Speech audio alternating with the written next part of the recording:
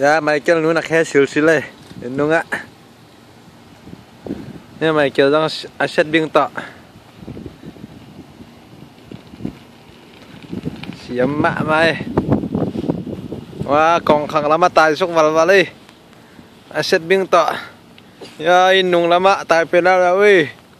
Wow ngắm lập piu mày nhân điểm nôm trong đuôi khá quá kia mò mò đi.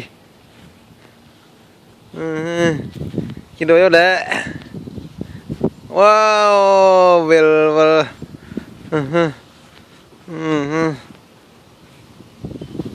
Cái đuôi đuôi mà con asim cung ạ. Cái đuôi đuôi ấy. Cái đuôi sô cô la lim nữa. Nhà núi trong vạc xòm tay mò tỏ tọ mày kêu núi trong vạc đi tay nhá như mày kêu núi vạc xòm ấy núi vạc đi ấy mò tỏ tọ vạc đi ấy mày kêu núi trong khó xuống cả vạc bạc đi chê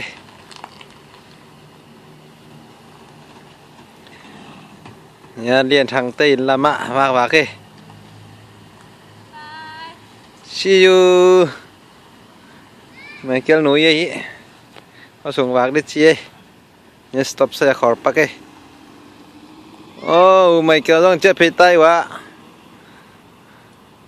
Mày kêu rằng vạc con tung tay xét biếng tọa. Hát mạ mày. Nhưng chết tàu tay.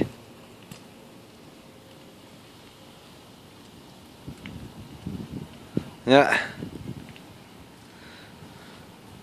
Julai kha som la thum ni tu ni da som nga ni ye tu ni Julai kha som la thum jing sang nai som la khat ye ya liam nuam ngo liam nuam jong in kong a sing noya noi kha wa ki ve ve ye ki ve le ki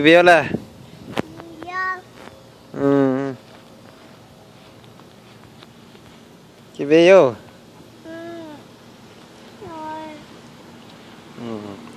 wah ki về đó nè bye bye bye bye mà nghe xin lại nó miền bang Kapua imu no sudah imu mà nanue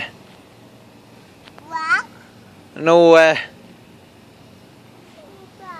in sunga pilma mace